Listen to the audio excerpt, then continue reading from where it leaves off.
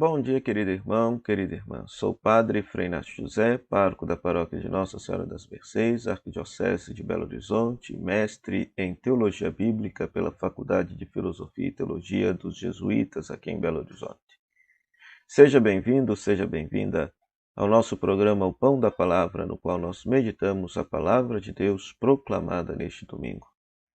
O tempo da Quaresma, é sempre bom recordar, deseja ser esse grande retiro espiritual que nos faça revisitar as promessas do nosso batismo, perceber se de fato nós estamos vivendo aquele compromisso assumido quando fomos batizados.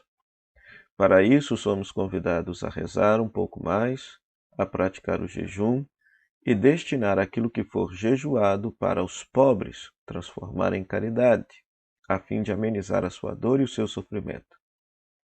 E desta forma, rever as nossas promessas batismais, o nosso compromisso de seguir verdadeiramente a Jesus Cristo, nosso Senhor, promessa maior que fizemos ao sermos batizados e ao sermos crismados.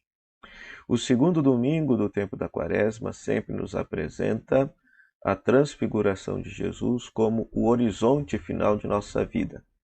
Ao contemplar a glória de Jesus no Monte Tabor, somos convidados também a contemplar a glória que haverá de ser manifestada em cada um de nós por ocasião da nossa ressurreição, por ocasião de nossa entrada na vida eterna junto de Deus. Neste domingo, a palavra de Deus nos propõe algumas leituras. Gênesis capítulo 15, versículos 5 a 12, versículo 17 a 18, no qual Deus faz uma aliança com Abrão, prometendo uma inúmera descendência a Abraão, que já havia saído de Ur da Caldeia para a terra que Deus lhe havia prometido, a terra que Deus lhe havia suscitado. E é interessante que esse texto utiliza a forma contractual do mundo antigo.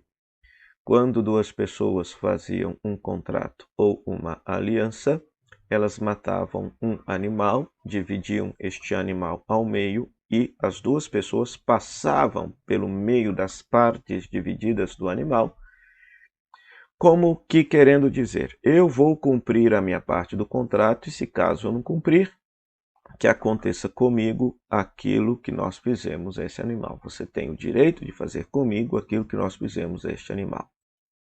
E você vai reparar que nesta primeira leitura, Abraão faz tudo aquilo que Deus lhe solicita, ou seja, divide os animais. Entretanto, Abraão não passa no meio dos animais. Quem passa é somente Deus. É Deus que faz uma aliança com Abraão e não Abraão que faz uma aliança com Deus. É Deus que faz um contrato com Abraão e não Abraão que faz um contrato com Deus. Se trata, portanto, de um contrato unilateral, uma aliança unilateral.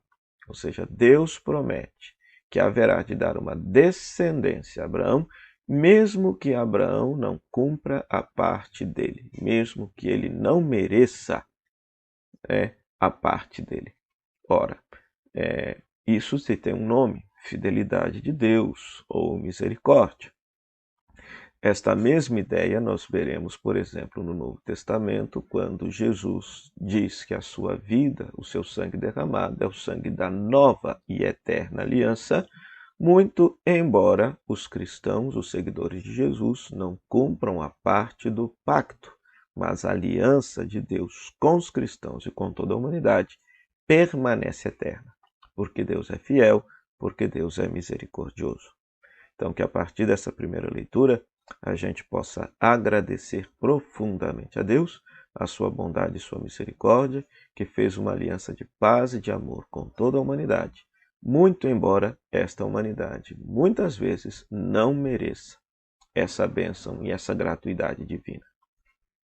Já a segunda leitura, Filipenses capítulo 3, versículo 17 ao capítulo 4, versículo 1, Paulo, escrevendo à igreja cristã da cidade grega de Filipos, ensina que ao fim de nossa vida, Cristo transformará o nosso corpo e o tornará semelhante ao seu corpo glorioso.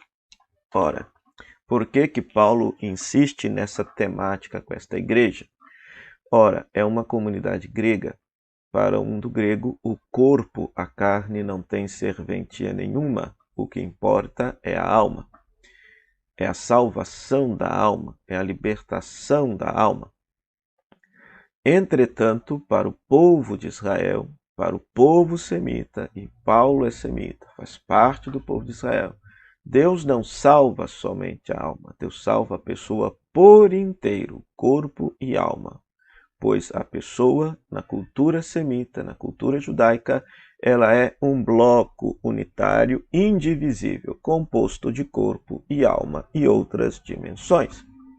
Por isso que Paulo fala que ao fim de nossa história, ao fim de nossa vida, Cristo haverá de transformar o nosso corpo mortal, pecaminoso, frágil, num corpo glorioso, semelhante ao corpo com o qual ele está vivo, aqui e agora. Né? Então, é esta a glória a qual nós estamos destinados. Então, isso também nos ensina algo muito importante. É necessário valorizar o cuidado do nosso corpo, a saúde do nosso corpo. Durante muito tempo, entrou no cristianismo, sob influência da filosofia grega, platônica e neoplatônica, o desprezo do corpo, a falta de cuidado do corpo, como se o corpo merecesse só os castigos, penitências e mortificações. Não, isso não é pensamento bíblico. Pelo contrário, o corpo é dom de Deus, é claro que ele precisa ser dominado, é claro que ele precisa ser, em inúmeras circunstâncias, ser domesticado. Mas esse corpo é tão belo, é tão sagrado, que Paulo vai falar que ele é templo do Espírito Santo, morada de Deus. E é este corpo que um dia, padecente pela morte, haverá de ser ressuscitado, transfigurado junto a Deus na eternidade. E é exatamente esta imagem que nós temos no Evangelho de hoje.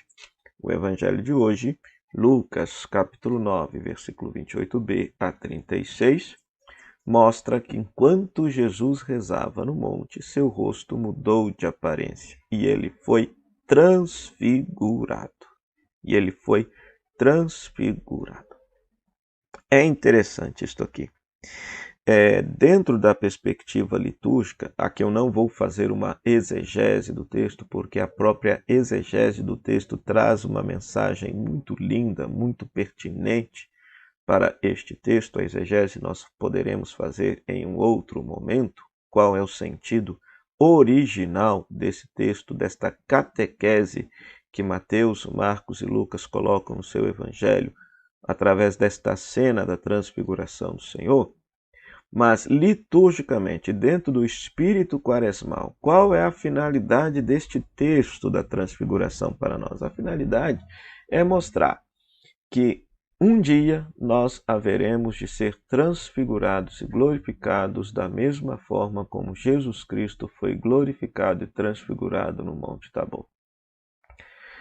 Do ponto de vista da narrativa, Jesus manifesta sua glória de ressuscitado a fim de mostrar para os discípulos que depois haverão de o ver sofrer e morrer, que ele é divino, que ele é o Filho de Deus. E o que lhes aguarda, apesar de sua morte de cruz, é a glória da ressurreição, da qual a glória do Tabor é uma antecipação.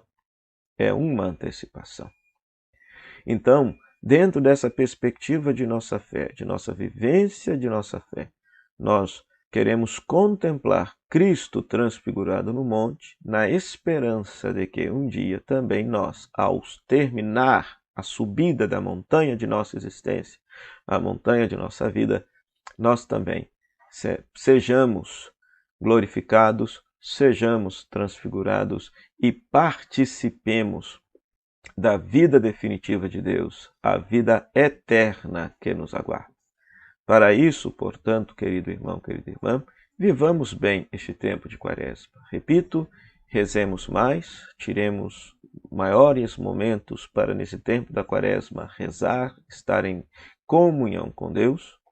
Pratiquemos o jejum, a abstinência de alimentos e destinemos este alimento para aqueles que neste mundo tão fragilizado e injustiçado estão padecendo pela fome.